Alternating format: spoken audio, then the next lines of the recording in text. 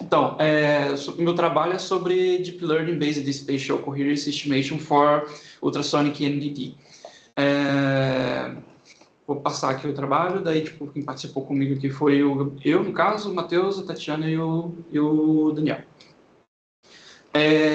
A premissa, a motivação inicial é que os métodos de ultrassonic são utilizados para poder fazer ensaios não destrutivos, e o método mais tradicional é o de delay and sum. E só que aí ele tem alguns problemas de algumas limitações, que ele tem alguns problemas de contraste com regiões mais profundas. Ele apresenta ele é bem sensitivo com relação a ruído, e ele possui uma capacidade menor de fazer detecção em objetos pequenos. Então, o SLSC, né, que chama que é o Spatial Coherence Base, os métodos baseados em correlação espacial, eles têm a ideia de trabalhar, inclusive, para poder resolver esses tipos de problemas que estão mapeados aqui. Então, o método tradicional o método que é o SLSC, que a gente trouxe do ultrassom médico, que é o Short Leg Spatial Coherence, ele é baseado em correlações espaciais. Então, ele faz uma correlação entre a amplitude do sinal no ponto específico que eu estou querendo analisar. Então, para regiões mais profundas, ele consegue melhorar o contraste, porque como ele está trabalhando com correlação dos sinais, ele é normalizado para a imagem completa. Então, ele não tende a reduzir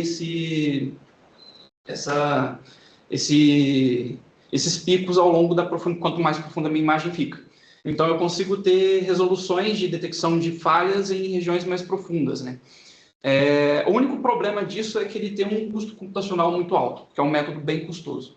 E aqui a gente tem a equação que define o que é o SLSC, e aqui eu tenho duas imagens que vai traduzir como que essa equação trabalha em cima dos dados que eu tenho de ultrassom. Então, uma comparação um pouco mais simples do que é o DAS em relação ao SLSC. No DAS a gente tem alguns parâmetros que a gente coloca na nossa matriz de delays para poder fazer o imaginamento, que seria uma matriz que vai ter o número de ângulos que eu vou disparar. O SLSC ele veio da medicina com CPWC, a gente trabalha com ondas planas. Então aqui a gente tem o número de ângulos, o número de elementos e aqui o número de pixels da minha imagem.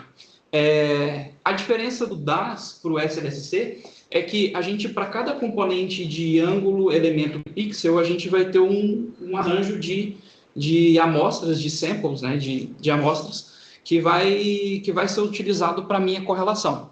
Então, a entrada do meu método, ele é basicamente uma matriz de número de amostras por número de elementos, que é uma faixa que a gente coleta dela para poder fazer essa relação, para poder fazer essa interação aqui nesse método. E, basicamente, esse método consiste em pegar cada um dos sinais que eu tenho, fazer uma correlação par a par, de M igual a 1 até Mzão, e aí eu vou fazendo essa correlação, aumentando meus períodos, somando essas correlações cada uma, e depois, somando todas elas, eu tenho o meu valor no final do SLSC por pixel. Então, ele é um método custoso porque todas essas correlações que eu estou fazendo e todas essas somas, eu estou fazendo por pixel por ano. Daí, a gente vem com esses problemas de limitação computacional, né? Que, então, o SLSC ele requer para poder fazer a correlação espacial para múltiplos elementos, para múltiplos lags que eles chamam, né? Que é esse M aqui. Então, no primeiro lag eu faço para os elementos vizinhos, os sinais dos elementos vizinhos, e aí eu vou aumentando esse lag à medida que o meu M vai subindo, até o Mzão, que no artigo eles recomendam que seja 30% do valor total de elementos que eu tenho aqui. Então, seria 30% de 64 elementos, que foi no caso que a gente utilizou no experimento daqui no laboratório. Então, a gente tem um problema de um custo computacional muito alto. E, no caso, para aplicações de NDT, o processo, ele, por demorar muito, pode ser que ele fique inviável, porque para cada imagem eu estava demorando cerca de 2, 3 horas para processar toda essa equação aqui para uma única imagem. Então ele dificulta um pouco aplicações em tempo real. Aí a ideia é utilizar uma proposta de utilizar um método de Deep Learning para poder substituir o método de correlação tradicional. Então, eu tenho esse kernel, que é o que eu coloco como entrada no meu SLSC. Eu substituo a minha equação, que é essa daqui, para um método de Deep Learning. E aí eu tenho a minha estimação de coerência para aquela região, para aquele pixel. O pixel que eu estou trabalhando na imagem. Então, ela é uma arquitetura baseada no artigo que eles apelidam de CoherNet, e ele é aplicado, no caso, a gente está trazendo ele para uma aplicação em NDT. Então, o objetivo dele é manter a correlação espacial e reduzir o custo computacional. Aqui tem uma comparação simples que a gente faz entre os dois métodos. Então, aqui eu tenho o SLSC tradicional e a proposta do Deep Learning que vem do artigo também. Então, a gente consegue ver que a entrada é exatamente a mesma entre os dois. A única diferença é que aqui eu estou substituindo o método de correlação tradicional que traz pelo artigo por um modelo de Deep Learning, e a saída é a mesma, ou seja, uma correlação espacial em relação a um pixel que eu estou trabalhando. Então, eu faço essa soma para todos os ângulos e faço isso para todos os pixels, e eu tenho as duas imagens que foram produzidas aqui pelo SLSC tradicional e aqui pelo modelo já treinado para poder gerar a imagem de correlação. Sobre a arquitetura que foi utilizada, também foi utilizada a mesma do artigo, porque o objetivo era trazer para a NDT, comparar se a correlação espacial fazia sentido, e se os resultados também iam ser coerentes. Então, a entrada foi um kernel de 64 por 25, são 25 amostras para cada um dos 64 elementos. A arquitetura da rede foi de 3 camadas de Fully Connected Network, então de 128, 128 e 64. As ativações entre as camadas foi de ReLU, e para a camada final tangente hiperbólica. Daí, o resultado final, a gente tem um vetor de 64 posições, e cada uma delas a gente faz uma soma e a gente tem o valor final da minha correlação. Para aquisição, faltou essa imagem aqui, mas a gente utilizou o Panther aqui do laboratório. Então, aqui tem as informações de como que foi feita a aplicação. Foram utilizados 76 ângulos, variando de menos 16 a 16 graus. A gente utilizou o HP e o TopSys para poder avaliar, porque como a gente utilizou 3 métricas para avaliar cada uma das imagens, a gente utilizou contraste, SNR e CNR. Então, a gente fez uma aplicação do HP e TopSys para poder gerar um peso em cada um dessas métricas que a gente tinha nas imagens, uma comparação que foi feita entre o DAS, o SLSC e o SLSC DNN. E a ideia do HP é definir os pesos e o TopSys ranquear entre as melhores imagens que a gente está comparando. Aqui tem os pesos normalizados, mas o HP ele entrega para a gente uma matriz de pesos, né? Então a gente colocou um CNR com peso dobrado do contraste e o contraste com peso dobrado do SNR. Então gerou esse valor aqui normalizado na matriz. Então o SNR a gente colocou ele como maior peso, e aqui está um esquema de ranking que a gente utilizou. Então aqui a gente tem o resultado das 3 imagens que a gente utilizou para comparar, como exemplo.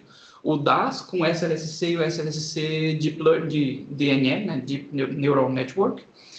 E a gente tem o resultado foi que... E outro detalhe é que a gente utilizou a região em vermelho como a nossa região de interesse, e a região em azul como o nosso background, né, o que a gente não quer, o ruído. Então aqui essas 3 imagens representam essa região aqui que a gente fez a captura do objeto. Então, esses aqui foram os 3 resultados do contraste, SNR e CNR de cada uma das 3, daquela imagem, para cada uma dos 3 métodos que foram utilizados. E o TopSys ranqueou o SLSC como primeiro, o DNN como segundo e o DAS como terceiro. Agora, com relação à performance computacional. A gente testou, no caso, o SLSC estava demorando 400, um pouco mais de 483 segundos, eu vou ter que converter isso para hora, mas isso aí não vou conseguir tirar de cabeça aqui agora. Mas o SLSC Deep Learning demorou 44% menos tempo do que o SLSC, então eu tive um ganho computacional, de fato, ao utilizar um método de Deep Learning para substituir o método de correlação. E isso aí, foi para poder falar sobre a performance computacional. Sobre a generalização. A gente utilizou 3 cenários diferentes para poder testar se o treinamento da rede neural ela consegue identificar diferentes tipos para diferentes tipos de datasets, ela ainda consegue treinar e ter uma melhor performance. Então, a gente pegou cenários onde as minhas amostras para treinamento tinham falha circular, circular e oblongo, ou circular e oblongo, e somente oblongo. Então, treinando só com circular e testando com oblongo ou com outros tipos de falha, foi que deu o melhor resultado dos 3. Então, aqui a gente fez a média do R ao quadrado e o desvio padrão do R ao quadrado para poder chegar nesse número. E a gente viu que, no caso, treinar só com circular,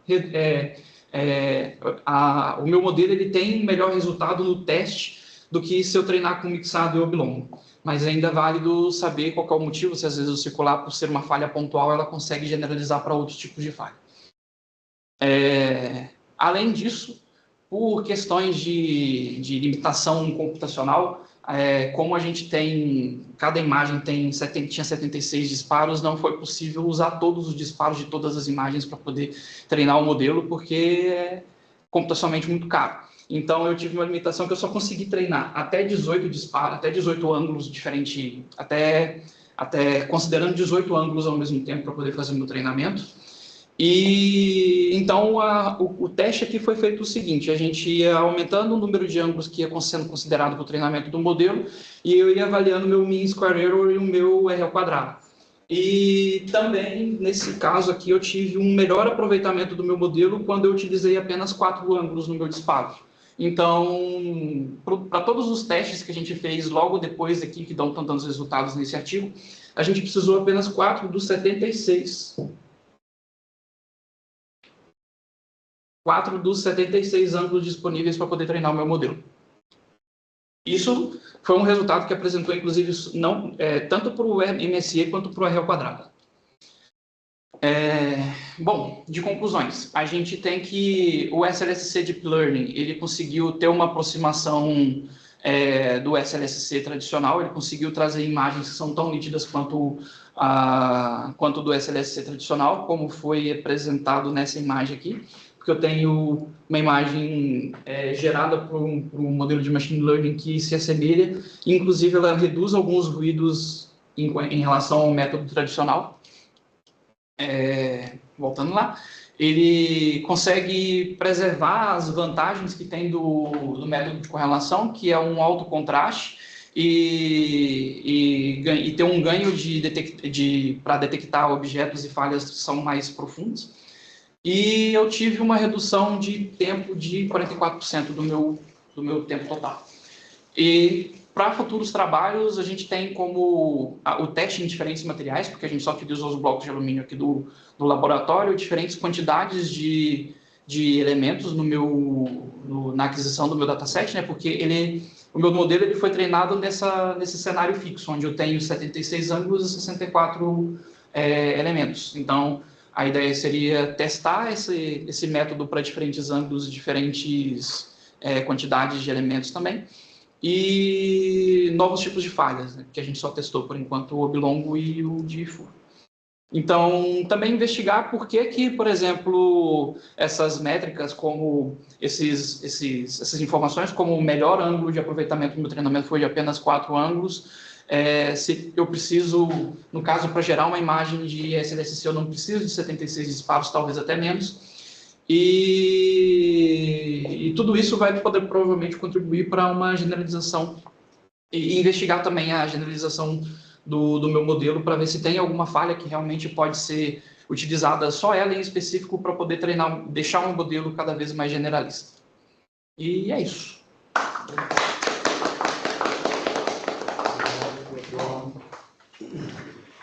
E aí, está na hora do intervalo, então? Está na hora do intervalo. Está na hora do intervalo. Bem, como Vontade de você estar aqui. Eu tenho umas perguntas durante o intervalo.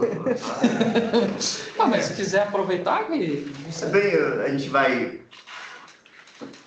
No intervalo, não vai. quem quiser de pergunta. Vamos só tomar café, né? Falta 7 minutos. Desculpa. Nosso programa foi Não, mas alguém Quem tá com pressa alguém vai quer tomar. fazer pergunta aí, Gustavo? Eu Alguém? quero. Pode? Manda aí, Gustavo. Eu não vou tomar o café mesmo, então? Brincadeira. Está na Brincadeira. vantagem. Legal aí a apresentação. Eu queria só entender, até escrevi rapidinho no chat, a motivação de usar a correlação espacial e o próprio conceito da correlação espacial não ficou muito claro. Eu entendi que a proposta principal era usar a rede neural para ter um custo computacional menor, né? Mas quando que a gente... Qual que é o princípio, assim, qual o princípio mesmo da ideia da correlação espacial? E é uma primeira pergunta para depois eu engavetar uma segunda, se a gente não pode usar modos diferentes, a ideia da correlação espacial, utilizando os modos diferentes de onda que podem iluminar o mesmo ponto espacial, né? Mas vai lá. Beleza. É que, na prática, o método do DAS, o que acontece, né? Você tem maiores amplitudes no começo, próximo da minha sonda, e essas amplitudes elas vão diminuindo à medida que eu vou me aprofundando, vou adquirindo regiões mais profundas da minha peça. O método de correlação, ele não traz para a gente como resultado a amplitude do sinal na região. Ela traz a correlação dessas amplitudes desses sinais na região. Então, com uma região mais profunda, eu vou ter uma amplitude. Se eu tenho uma falha numa região mais profunda, eu vou ter uma certa amplitude ali também. Ele, em vez de trazer esse valor de amplitude, ele calcula a correlação dessas amplitudes. Então, numa amplitude, acho que eu passei aqui. Então, numa região mais profunda, ele vai, eu vou repetir, mas ele vai calcular essa correlação dessas amplitudes. Então, quando você faz uma linha do sinal aqui em regiões mais profundas, você consegue ver que independente da amplitude, ele está conseguindo manter o meu sinal normalizado. E aí eu não preciso, por exemplo, trabalhar com ganhos em regiões mais profundas na minha imagem. Essa é a maior vantagem assim, que eu vi em relação ao SLSC. Entendi. A premissa é que o defeito ele é extenso, né? Ele ocupa mais de um pixel. Sim. Então, Ok. Entendi. Agora, ele pareceu, a imagem com rede neural pareceu que gerou menos artefato do que a do meio, né? Usando o Exato. método completo, né? Isso é uma coisa que não sei se as métricas conseguiram perceber, né? Mas qualitativamente deu um aspecto de ser até melhor, né? Sim, eu fiz algumas faixas aqui, alguns cortes na imagem, e eu vi que o SLSC ainda deixava alguns picos um pouco maiores do que o do Deep Learning. Então, provavelmente ele representa aqui direto, né? Eu vejo que o contraste ele tem um valor um pouco maior. Mas, de fato, foi algo que foi observado também, mas talvez deva ser investigado um pouco mais, porque as métricas ainda mostraram que o SLSC foi um pouquinho melhor do que o de Deep Learning, mas teve menos artefato de fato, né? Então, eu acho que isso é natural, inclusive, quando a gente treina um modelo de Machine Learning, Deep Learning, né? Que ele tende a ignorar ruídos e preservar padrões que ele encontra. Então, provavelmente, como isso aqui foi algum eco que gerou devido a essa falha daqui, ele deve ter ignorado e considerado só essa região central. Mas é um é um fenômeno que de fato aconteceu, a gente observou e que foi esquisito no momento, né? Porque a gente conseguiu ver que nas métricas elas foram ligeiramente piores do que o SLSC, mas apesar do resultado visualmente ter ficado melhor, no artigo que a gente usou como base, o de Deep Learning ele ficava ligeiramente menor do que o SLSC também. Então, Menor, pior, no caso. é ligeiramente pior isso. O de Deep Learning ficava ligeiramente pior do que o tradicional. Então, meio que, tipo, se a gente visualmente está ok, a gente achou estranho que o resultado tinha dado um pouco pior, mas no artigo que a gente usou como referência, o resultado também era um pouco pior, a gente, tá dentro do esperado, né? Mas gerou essa estranheza no começo aqui mesmo. Legal, obrigado, hein? De nada. Parabéns aí. Obrigado. Tem pergunta também? Tenho. Café. Mas vamos café. Não, você pode perguntar depois também. Mas o que fica? Mas vamos tomar café. Lá, você que é mais jovem. Tá, mas só uma coisa que eu queria trazer assim, como uma discussão que eu acho que é adicionar nessa discussão, que inclusive foi naquela, eu vi naquela vez que o Passarinho me recomendou um seminário, mandando na verdade no grupo lá do Gmail, um seminário do Michael, como é o nome, cara? Unzer. E ele trabalha com reconstrução de ressonância magnética, né? E ele também trabalha muito com modelo baseado em física, tipo DAS, né? E estava explorando a parte de modelos baseados em Deep Learning, né? Que mudava a função de reconstrução por um modelo de Deep Learning. E eu achei interessante que os resultados que ele estava apresentando, do aluno dele de doutorado, né? Mostravam que a melhora nas métricas ocorria.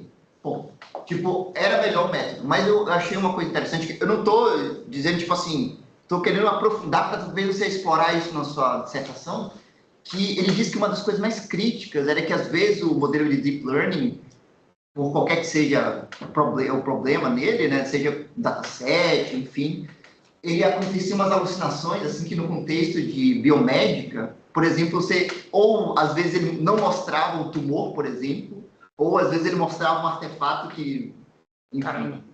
Pois é, isso daí talvez seja uma discussão interessante para, na medida que você for fazendo sua dissertação, talvez trazer uns casos que isso pode ocorrer, e aí você pensar, tá, o DAS tem esse problema que tem mais artefato e métricas piores, mas o Deep Learning às vezes pode acontecer essas alucinações. Eu acho que é uma discussão que pode ser interessante, assim. Sim, você trouxe um ponto que eu não sei se foi a Tati ou o Pipa que levaram em consideração. A gente chegou até a discutir sobre, tipo, a gente está investigando esse método de correlação espacial e do Deep Learning, mas a gente ainda não encontrou casos onde, tipo, aqui ainda existe uma vantagem de usar em relação aqui, tirando o custo computacional, mas... Então, você sabe que tem tempo para ele até fala assim, investigar isso. esse apresentador, ele até fala assim que, olha, o DAS ele pode não ser o melhor, mas pelo menos você confia nele. Você sabe que ele é baseado em física, ele tem seus problemas e confia nele. Às vezes o Deep Learning tem uns comportamentos que a gente não consegue esperar, né? Sim. E você não sabe disso se você não sabe qual é o resultado verdadeiro. Exato. Mas não é pedindo isso, o resultado muito contrário é para contribuir, não, eu acho que ficou bem legal, cara. Faz sentido. Parabéns.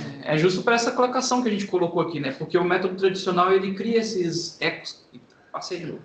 Ele cria esses artefatos que tem aqui, ó.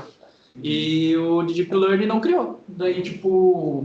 Porque, assim, trabalhando com Deep Learning, na prática, ele sempre tenta... Todo tipo de ruído, ele tenta tirar. Sim. Ele não detecta padrão. Quer dizer, ele detecta padrão. Ele é ruim para detectar coisas que não são padrão. Então, quando ele remove algo que não é padrão, por exemplo, esses artefatos que deu aqui, ele gerou 100. Daí a gente... É circunstancial, né? Até no DAS, se você for ver, não é todo lugar que tem artefato, né? Os artefatos, eles são... Aí talvez ele não tenha capturado aquilo como um padrão que é reproduzido. Né? Mas legal. Aí a gente fica meio que tipo, talvez dá para confiar nesse método aqui, no que o modelo entendeu desse método, porque... na prática ele não está fazendo um treinamento de machine learning para gerar imagem. Ele faz uma correlação, é um treinamento de machine learning para gerar uma correlação espacial. Sim, isso eu ia até perguntar no intervalo, no cafezinho, que na prática o que você está fazendo é substituindo a função de reconstrução só. Então, eu imagino que até o treino seja não supervisionado. A supervisão, inclusive, deve ser do própria função original, né? A correlação espacial. Correlação, exato. Então, aqui, olha, a gente... Cadê? Aqui. Esse cara daqui, a saída do meu método tradicional, eu uso como entrada. Exatamente. Então, você está querendo... aproximar ele, é quase que aproximando por um polinômio. Eu uso a mesma entrada do método e a saída do método tradicional como o Y, como a saída do meu modelo de Deep Learning. Ele treina baseado nessas referências. Legal. Toma um café. Vamos pro cafezinho aí, mas parabéns, viu? Ficou bem legal, cara.